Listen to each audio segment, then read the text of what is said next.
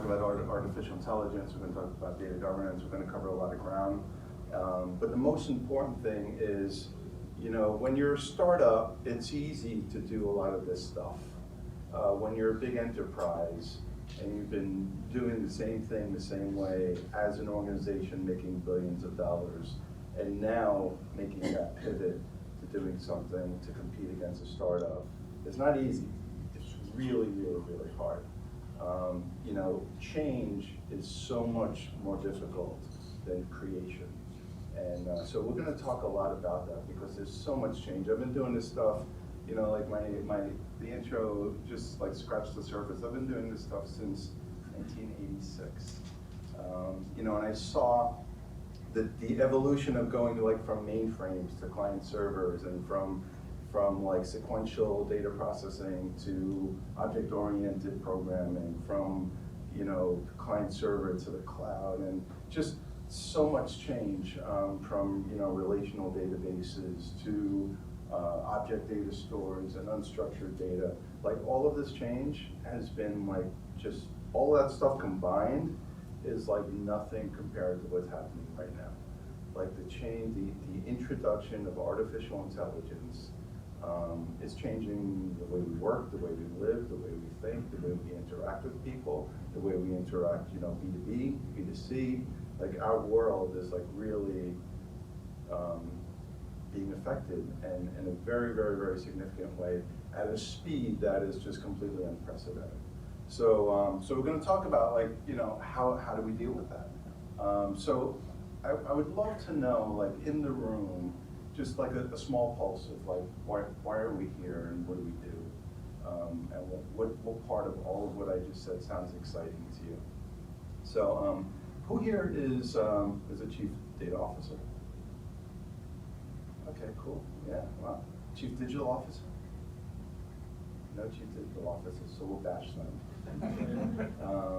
Who's a data architect or an enterprise architect? Who's just on the business side trying to figure out how to get on with life? DBAs, programmers, data modelers. What else we got? Speak out. Overall data governance. Data governance, right. Okay, chief data governance officer or chief data steward. Anyone that's not a chief? Business intelligence, the straddler between business and technology. Who has that role? Okay, yeah.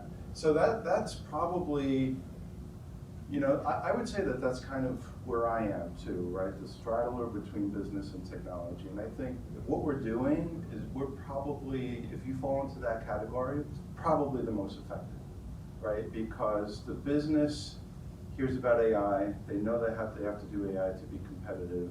They know they have to be smarter with their data to start doing some deep analytics.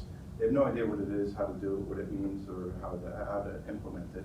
And then you have the technologists who are using Informatica and Business Objects and Oracle databases, and they've been doing it that way for 20 years, and that's what they know. And now we need to figure out how to make these guys happy, how to make these guys happy, and without the company falling apart with all of this change. And so that's basically what we're going to talk about. Make sense? Sound good? Okay. So we're going to talk about the CDOs, and the D, right, is very ambiguous. We have the Chief Data Officer, and we have the Chief Digital Officer, and it's not going to be an hour of reading slides to you, but this one particular slide is worth at least reading some of the highlights, because it's really important to really understand what's going on here. So the Chief Data Officer, right, there's a couple of you guys here.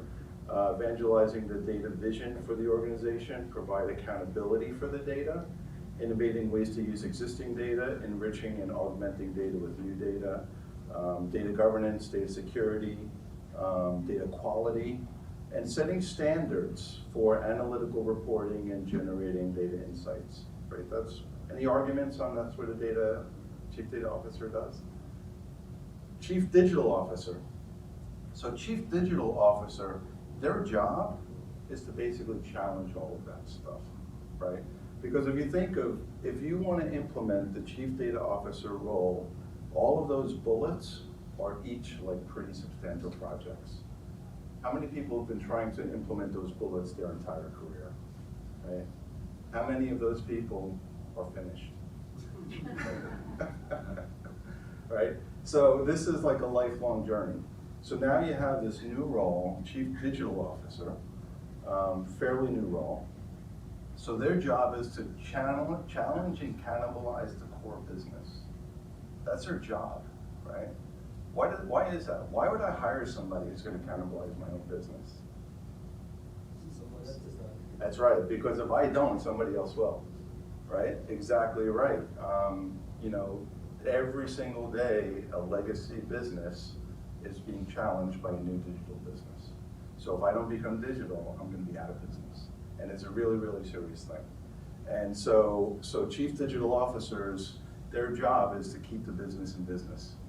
And then the chief digital officer is to keep the business safe. That's the way I like to think about it. So we go through digital marketing, customer experience, digital experience, customer-centric service innovation, all the mobility solutions, right? All the analytics. But here's the interesting part, the very last bullet. Set standards and own data in the analytics platform. Read the last bullet on the chief data officer. Set standards for analytical reporting and generate data insights, right? So they're not really mutually exclusive. There's some overlap. And those are pretty important bullets, right?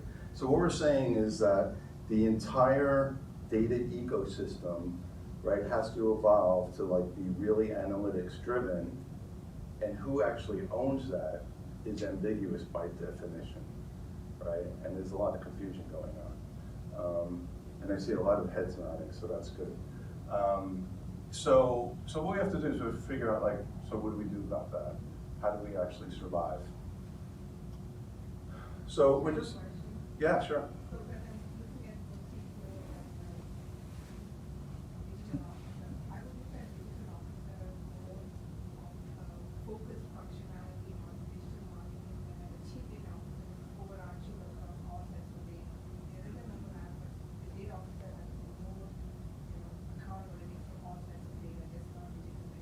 Yeah, so the comment was that, in your experience, what's your name? Lakshmi? Yeah. So Lakshmi's experience is Chief Digital Officer is primarily responsible for digital marketing, and then the Chief Data Officer is responsible for the whole entire enterprise of data, right? And that's true, but in most cases, especially in large enterprises, Chief Digital Officer, it's just one of the bullets, the digital marketing. And generally, if it's a new position, a lot of times that's where it starts. So even with big data analytics, if we go back to like 2009 to 2011, when big data first started, a lot of our first clients was the CMO, right? The marketing, because if you think about it, like sales, transactions, lots of data there, but for every customer, there's thousands of non-customers that you reach out to for marketing, right? So the marketing division always has the most data, and there always need to be the most innovative on how to use that data. So it makes sense that wherever there's like new innovation in the company, it generally is born out of the marketing division, in my experience, right? So whoever your chief data officer, your chief digital officer now, who is primarily running digital marketing, will eventually, my guess is, will expand to cover all of these other things as well over time. So I'm just going to go a little quickly through this. So who, yeah, that's it. Yeah, I was going to say, enterprise systems, yeah, ETL, rigid data warehouse, right, dimensional models, third normal form models. Remember we used to love talking about which is better. And then you have, your MicroStrategies and your BI tools and all that stuff on top, right? Everybody's world today, right? At least part of it. So of this, right, what are the big things that we do? So we profile the source system, we look for data quality anomalies, we figure out how it all gets integrated, we write ETL jobs, right? We create data models, we load those data models, we build the semantic layer on top of it, and then we put reporting on top of it, and then the users can get their data, right? How long does that typically take? Still doing it. Yeah. So if we're talking about being digital and competing against these young startups that are just cannibalizing our business, is this the future? Could it possibly be the future? Right? It's just no possible way. Well, worse, there's multiple currencies of that. Right? Yeah. Everything's siloed by domain. Right? Yeah. So the comment was, not only is this a challenge, but in a big enterprise, there's probably 10 of these, right? Because on top of the technology challenges is the easy part. The real challenge is the political challenge, right? I'm not using your database, I need my own data, right? I'm not using that data warehouse. I define customer different from you, so I need to create a whole new environment, right? That's everybody's world. What's even more challenging now is that this was great when we owned our own transaction data, when every sale came from our system, right? From every customer experience and customer touch point went into the CRM system that we owned, right? But what's happening now is that there is data coming from everywhere, right? And this will never change, and this will never stop. And actually the bottom box is going to get bigger and the top box is going to get smaller, right? Eventually, all data is going to come from external sources. One of our clients back in the day was Warner Music. So Warner Music, anybody from Warner Music? So Warner Music, they used to sell albums, right? Albums are just a product. It may as well be this glass, right? You do some R&D, you figure out what the glass should look like, you produce it, you sell it. If it doesn't sell, they return it. It's the same thing. It could be Bruno Mars. You just find out, you figure, you let them record, you make a product, you make some albums, you sell it to the record shops sell it to customers. If they don't sell, they return it to Warner Music. Right? Very, very traditional business. Right? They knew every single transaction that ever occurred because it all worked in their SAP ERP system. And then streaming happened, right? Streaming happened. Now Bruno Mars goes and makes an album in his studio in his house, right? And he posts it online, and it starts being downloaded on Pandora and iTunes and Spotify. The only way that Warner Music knows that Bruno Mars is actually selling any data, any music, is through data. So Spotify sends a feed, Pandora sends a feed. There's no standards on what those feeds look like. Could be CSV, could be JSON, could be any format. So the only way they even know how to pay Bruno Mars a royalty is through the data that they're receiving that they have absolutely no control over, right? It took their business and turned it completely on its head. And that's just one example. Every industry is being turned on its head, right? 100% banking turned on its head, right? Music turned on its head. Insurance, Oscar is turning it on its head. Taxi and limousine, Uber is turning it on its head, right? Everything is changing. The only way to understand what's happening in your business is through your data, right? So we need a better way. The top swim lane doesn't work anymore. So the only way to actually make it work is the bottom swim lane. So we need to be able to ingest all of this data in a place where we need to be able to look at it without knowing what it is.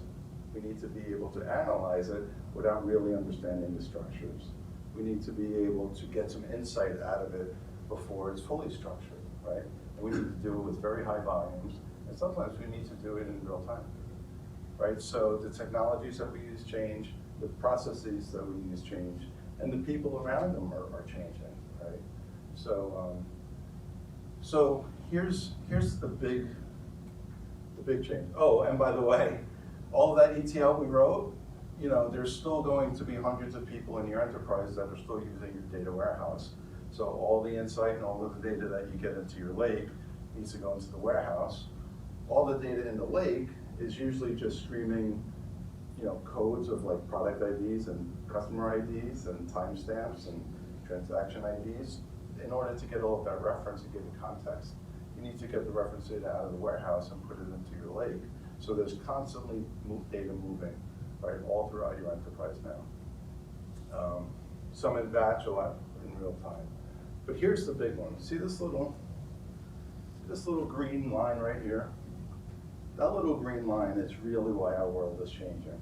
That little green line, so it used to be, we would get data out of the business application, we put it in a warehouse, we build some reports, people read those reports, and then they make some decisions, and if possibly affect the applications that change the business, right?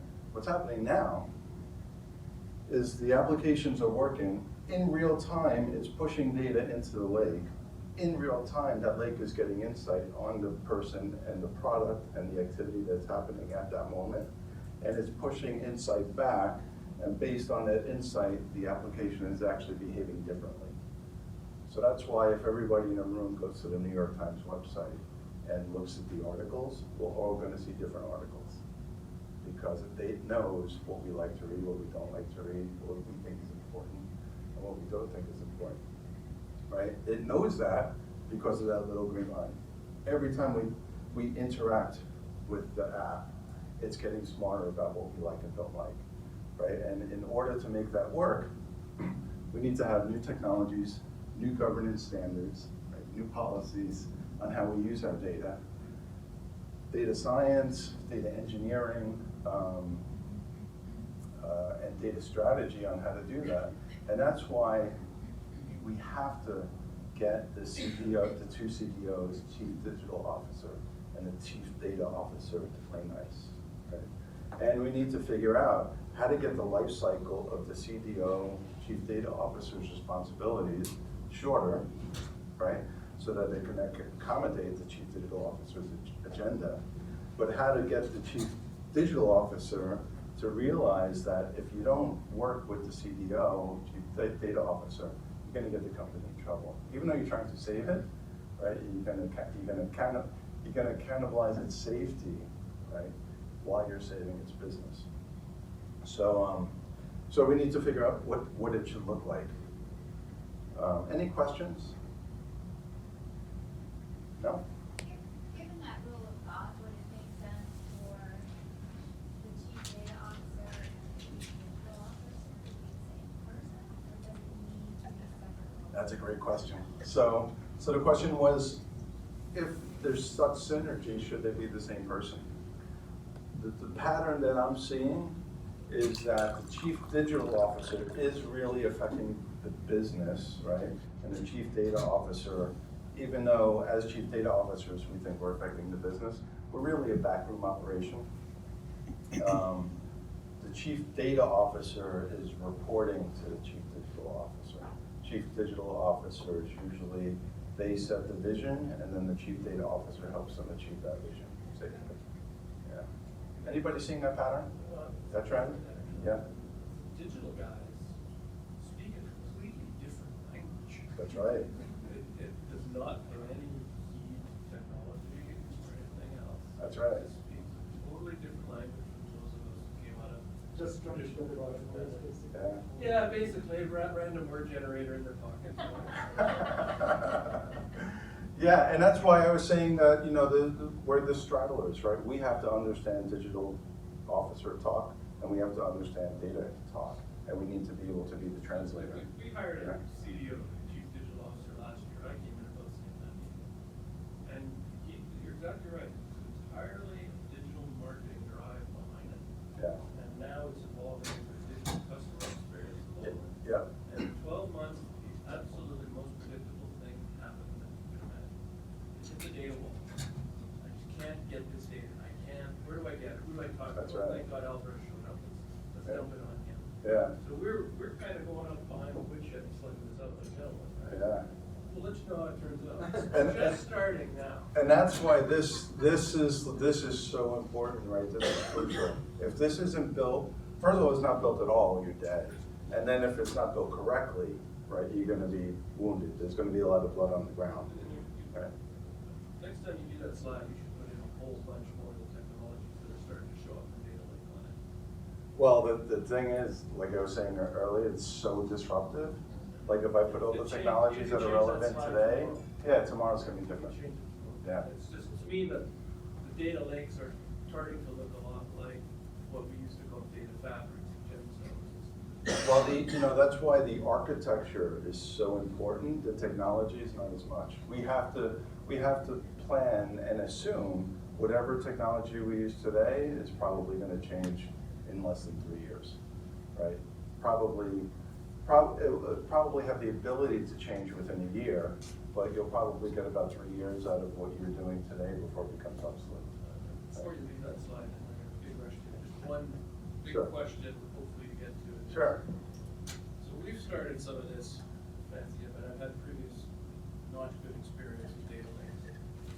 What I don't see in there is any notion given to navigation to data. This is where they all fail. Navigation today, well, that's Where they all it's fail. funny, on this slide, lots of big giant boxes. The most important objects on this slide are the green lines. So the green lines are here, right, I've seen and there. tens of millions So that's, spent on Hadoop and other database technology, distributed data technologies. They all fail because when a business application wants something that really has a lake, they're jumping into a soupy, Yeah.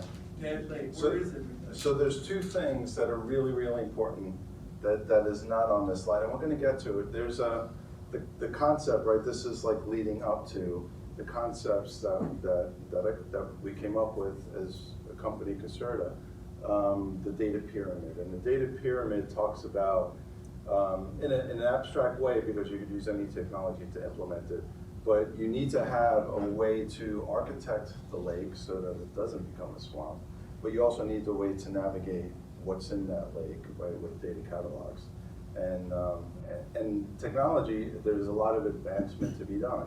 Like the catalogs out there today are not great for this stuff. They're great for relational, right? But they're not great for this stuff. So we wind up, if you're like looking to take notes on what technologies to use, we don't have anything to sell, but there's an amazing open source technology out there called CCAN, C-K-A-N, which is an open source data catalog. And we use that almost exclusively in our projects because it's just flexible, it's easy, it's free. And you can basically build these green lines pretty much however your requirements mandate you to build them. I'm gonna just go through this one. This is a Gartner slide. Well, it started as a Gartner slide.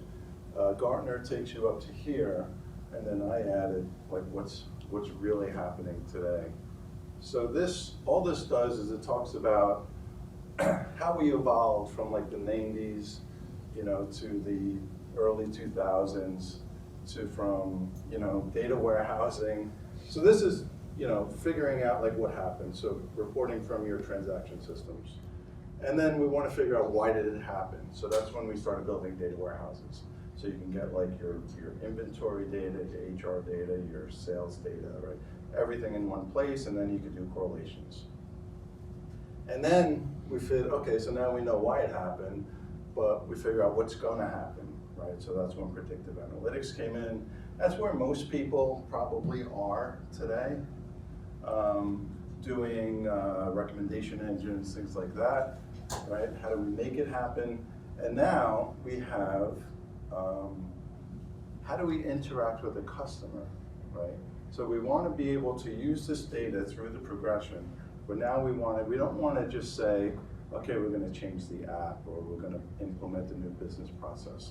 We have the attention of the customer right in front of us, right? Every single move they make, we want to react based on that last move, right? Really the only way to do that is with artificial intelligence, right? So that, we were here and people started doing things like SAS and R and stuff, right? Starting like the beginnings of machine learning. And then, I don't know about you guys, but from my purview, we just like leapt right up to like, 100% of our clients are either doing AI or talking about AI, right? Starting to plan it. And it's insane. Like this is so much more disruptive than even like the Hadoop era when back in 09 to 11, right? When everybody was starting to figure out, do I abandon my relational databases and go to Hadoop? Why I think this one is taking on so quickly is because you don't have to make any of those hard decisions. This isn't going to, you don't have to sacrifice things. You don't have to like throw away your Teradata appliance, right? This is net new. Like whatever you have, you need to get something new, right? You need to start getting new people and you need to start getting new technologies. And all that other stuff that you have is still going to be relevant. It doesn't replace it. This is like a new way of doing it. This is like, everything else is like internal work. This is the only thing that's like facing out, right? Changing maybe your applications and how you interact with your data. I mean, with your customers. So we have these two converging, right, focuses. We have the digital focus, where they just need to keep the company relevant. They need to just focus on what is the customer trying to do and make them be able to do it better, faster, easier. And they need to generate revenue, right? They're on the hook to actually move the needle. The data focus needs, while we're doing all of this stuff up top, we need to set standards, make sure that the data is governed, make sure the environments are stable, make sure that everything we build is reusable. And we're also on the hook to generate revenue, right? Data is becoming an asset within the organization, right? For the first time in most of our careers. So Chief Digital Officer, very fast, gotta move, gotta do it now. Like we'll figure out the rest later. And then the Chief Data Officer is like, whoa, right? Slow down, let's do it right the first time, right? You know, the Chief Digital Officer, never time to do it right, we'll just do it again later, right? And the Chief Digital Officer is like, I don't want to do this 5 different times, like let's get it done right. And if it takes a little longer, that's the right way to do it. And the answer is neither one of them are actually gonna win, right? You can't, there has to be a compromise. So, you know, part of what we try to do as a business is, again, the tech is easy. Helping these people like figure out what's okay to sacrifice when you're talking about governance, and what's okay to sacrifice when you're talking about a digital agenda, right? And navigating those politics and being a data therapist and talking to people and making sure that, right? Yeah, so that's, so the CDO compromise is something that needs to be figured out. Like this problem will not go away, right? And this is why it's easier to make that compromise when the Chief Data Officer reports to the Chief Digital Officer, right? Because then we have a hierarchy. Because if they're two peers and they have their own organizations, it's going to be very, very difficult to like get them to compromise. Okay. Questions? How are we doing on time? What do we have, like 15 minutes? I'm just surprised at that particular fly you cast on the water. What's that? I'm just gonna take a stab at that fly you cast on the water in front of me. I'm actually engaged in open warfare to make our data functions flexible, extensible, much lighter weight. So everybody come at it from the point to say, whoa, slow down here. It's quite the reverse. It's like, that's crap, throw it out, swim right, let's get going. Right? So I think I'm aligned. I think once you have the foundations of your Chief Data Office built and you have the processes in place, maybe you're further, like if we were to do a maturity level rating on your compromise, right? It sounds like you've already gone closer to here. Pushing it that way. Yeah, exactly. Yeah, and that's the goal, right? So if you're here, awesome. That's great. A round of applause. Yeah.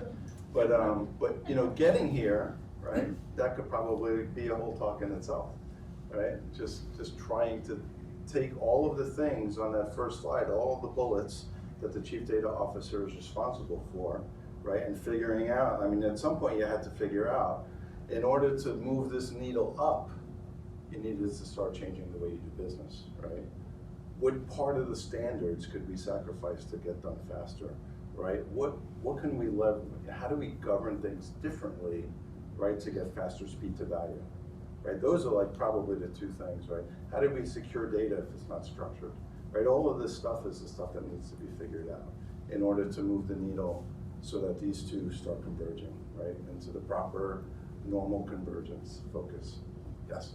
Two-part question. The first was, I think, the other, I thought you were going to comment on the other part, but it was just, part one is the reporting line thing you suggested, which is like the chief data officer reports to the chief digital officer. Is that a prescription? And how common is that in different organizations? Because you can imagine different districts kind of controversial. Part two is, what is therefore the role for traditional IT? And in my industry in particular, the fourth branch that's in competition is, you might call it one organization.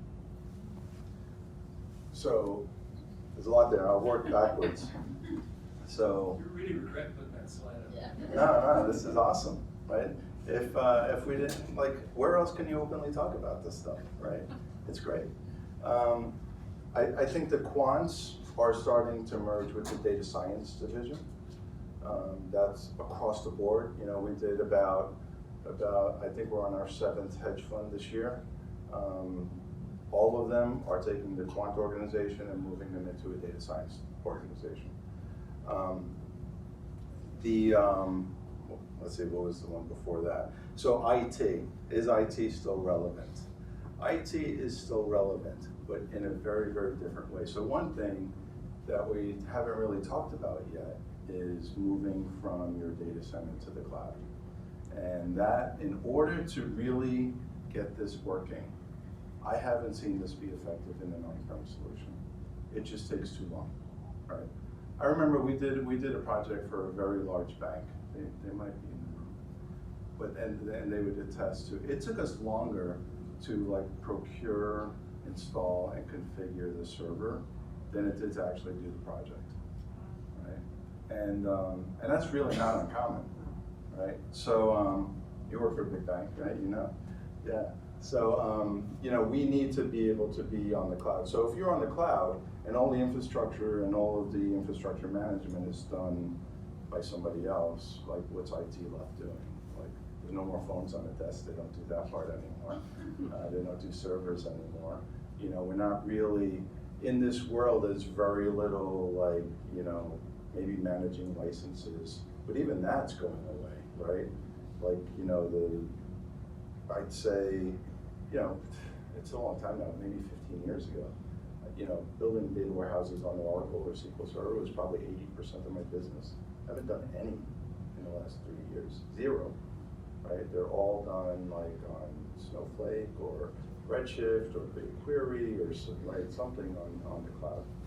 So, so I think there is definitely a change. I think, you know, quants are moving to data science. IT is getting to become more data engineers and data architects, right? That's where IT is starting to morph to. So, so we still need, somebody still needs to architect that data lake. Somebody needs to be responsible for that. Somebody still needs to do all of the engineering, right? And even the cloud management. Like if you just like swipe a credit card like most people do and start loading up Redshift, once you get that bill, after you put a couple of terabytes of data, you're gonna say, I thought it was supposed to be cheaper. This is like crazy. You know, because you need somebody who actually knows how to architect and manage the processing that's going on the cloud. And that's typically what IT is on the hook to do now. Right? Yeah. Also, by aligning the CDO and the 2 CDOs, Yeah. what about the other constituents? I mean, that would make the chief data officer's scope limited to the digital agenda. What about the rest of the So the chief digital officer typically does include digital marketing and all that, right? Chief data officer still has all of the data governance, all of the data stewards, data governance coordinator, data librarian, so that you have a catalog. Like all of those people still roll up to the CDO, chief data officer, right? That still exists. That organization still exists. It's just now in the hierarchy, they now report to the digital officer. But the chief data officer's responsibilities extend beyond marketing. So you've got Yeah. risk management stuff. All that stuff. Which presumably the chief digital officer is less concerned about. The entire, so the comment was, and we'll move on, but the comment was that the chief, when it comes to data, I think someone said it earlier, the chief digital officer is only responsible, all they care is about marketing and stuff, and the chief data officer is responsible for the entire enterprise. So if you have a chief digital officer that doesn't really care about like risk management, right? How do you deal with that, right? So the chief digital officer is still, I'm sorry, the chief data officer is still on the hook for like managing risk, right? That's still their job, right? And if they're so therefore it rolls up, right? So the chief digital officer has to be on the radar, because also risk, like if you're talking about, I'm not sure what kind of risk you're talking about, but like in banking and insurance, right? That risk affects the quants, right? It affects, right, how we calculate the premiums, and it affects the customer's experience, right? So it is, right? And that's why we call it an ecosystem, right? Because it's all related. In any ecosystem, like the birds and the fish and the trees and the water, like the seaweed, like it all has to be there and work cohesively in order for it to work, and that's what we're trying to build. Okay. So this is just quick, this just makes a whole lot of sense to me. As we go through the progression of the Industrial Revolution, we're going from, it happened, right? Steam and water started powering manufacturing plants. Everyone thought that the steam and the power was gonna replace everybody's job and they were gonna go out of business, or, right, and be unemployed and be like, how the world would be like shanty cities. Never happened, right? They actually created new jobs. And then electric power, mass production, assembly lines, everybody thought their jobs were going to be eliminated, right, and be replaced by automated assembly lines. Never happened, right? And they did close mills, but then they created new jobs, right? Then in the 70s, right, we had automation. We started integrating computers and the assembly lines. So we had like programmable automation on the assembly lines, getting smarter, actually like moving doors and putting them in place. Again, right, the last human beings on the assembly line, they probably did lose some jobs, but now those people have jobs elsewhere, right? Unemployment is the lowest it's ever been, like in probably since the Depression. So now we have today, the next level in the Industrial Revolution is we're introducing AI to cyber-physics systems. So we started with some minor automation, smarter automation, right, to advanced automation, and now this is just the next level. Like this is happening, and everyone says the robots are gonna take our jobs, artificial intelligence is gonna replace all of us, and it's just not. It's just not. Like, Yeah, this time it's real. This time, but this time, yeah. But this time, yeah, exactly. So it's just where we are, and I think it's our job, the people in this room, like we're in a really fortunate, very fortunate place. Like we are on the cusp of something that is going to change everybody's life, and we're kind of on the hook to make sure that this thing works and it works well. How many people, like, how much time do we have? About 5 minutes. 5 minutes. 5 minutes. I don't know about anybody else here, but I'm in my early 50s, right? And so I should be old. And one of our clients is ARP. So ARP, right? They cater to people 50 and over, right? And they hired us because 10, 20 years ago, 50 years old, you were like thinking about retirement, right? You were like checking your mail because you're lonely, it's like, and it was a whole different world. And now, like, I haven't checked my mailbox in my, at home in probably 3 months. Like maybe I check it once a month if I think about it. My entire world is right here, right? Everything that I do is here. Every transaction, anything I buy is right here. Maybe on a computer if I'm like, I'm goofing off at work. But otherwise, it's right here. So, and this is for like an old guy. Can you imagine like the rest of like the millennials and like the 20-year-olds and like, they don't even know what like walking up to a counter and speaking to a human being. They've never experienced that in their entire life, right? This is all they know, right? And for a business, like if this is not our #1 priority to do this, we're going to be out of business, right?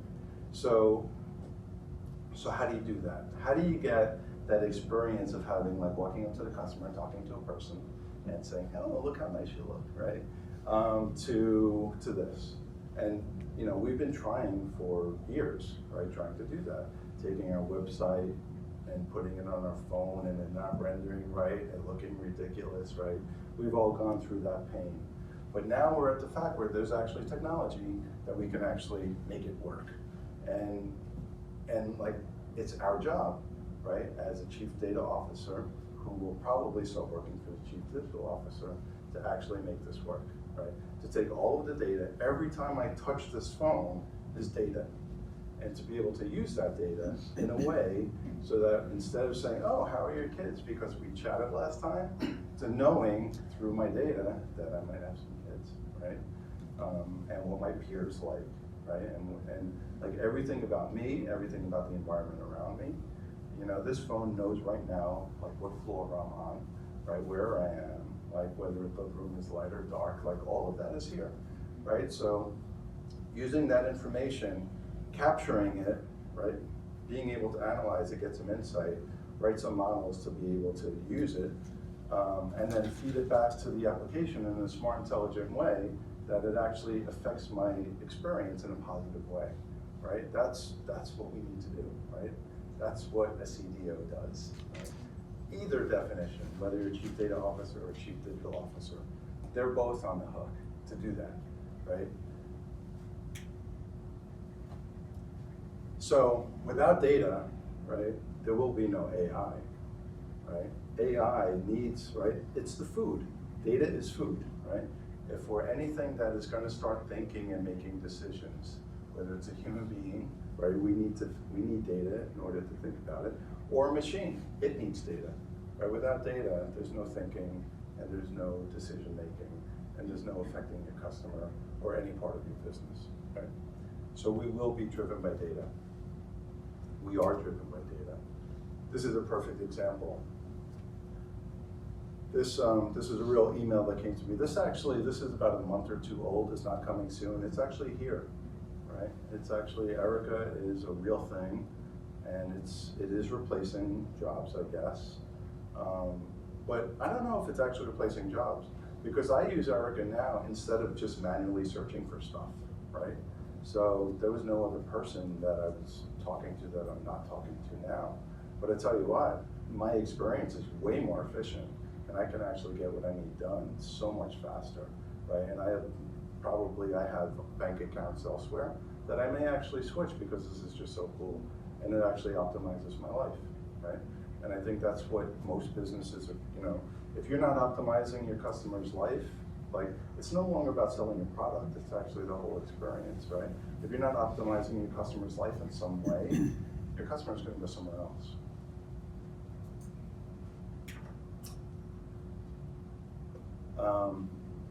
We kind of talked about this slide. I just thought it was a really cool looking slide.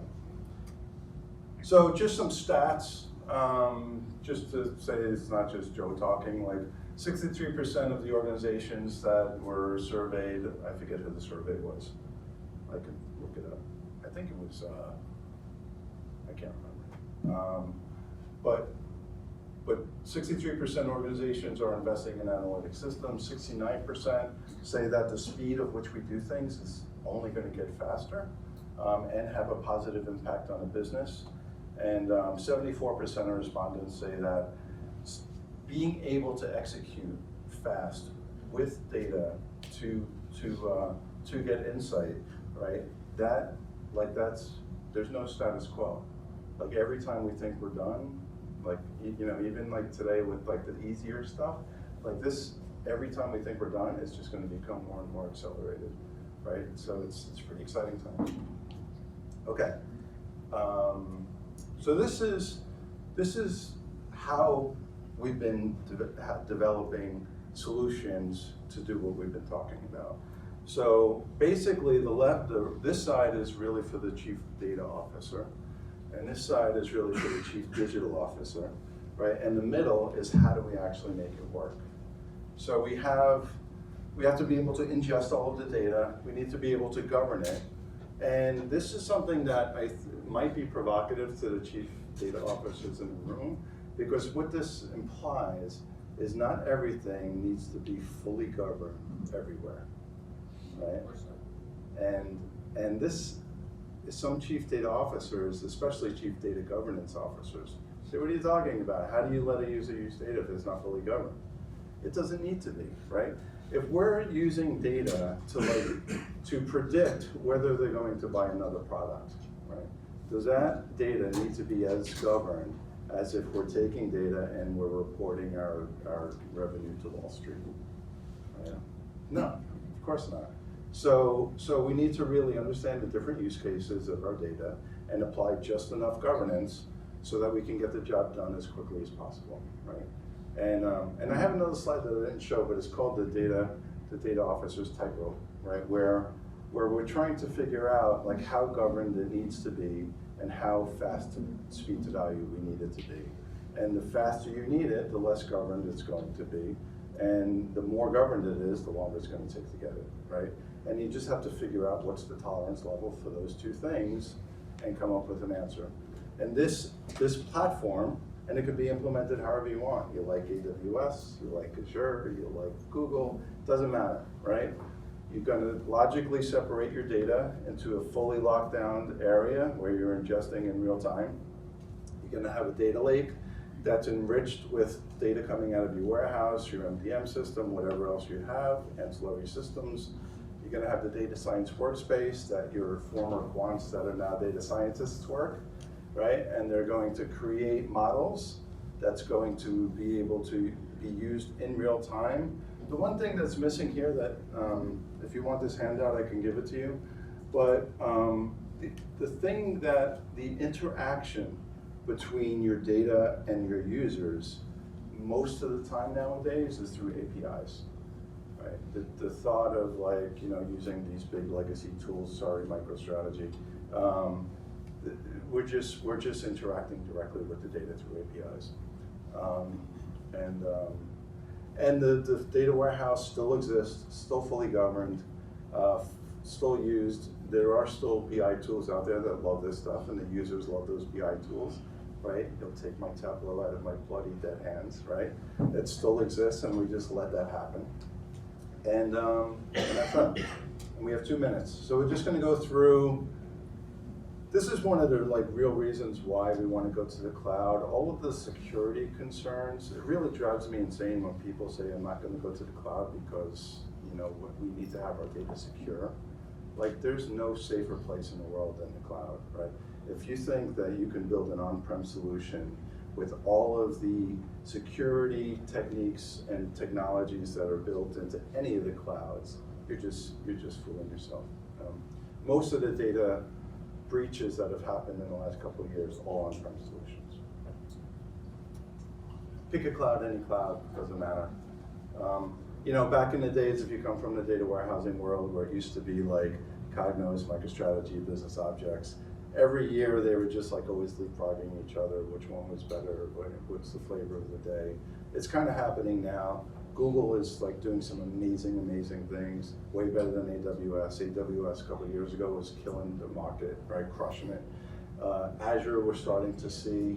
It used to be limited to just Microsoft users trying to upscale SQL Server. Now they're actually a force to be reckoned with. I will just end with no theoretical hype. Everything that I've talked about, we've actually done with our customers. We have an amazing customer list. And if you're interested in using us, this is what we do. We do, transformative strategy, consulting, technical implementations for anything we've talked about, helping the people, the process, or the platform. And I'll leave you with this final note.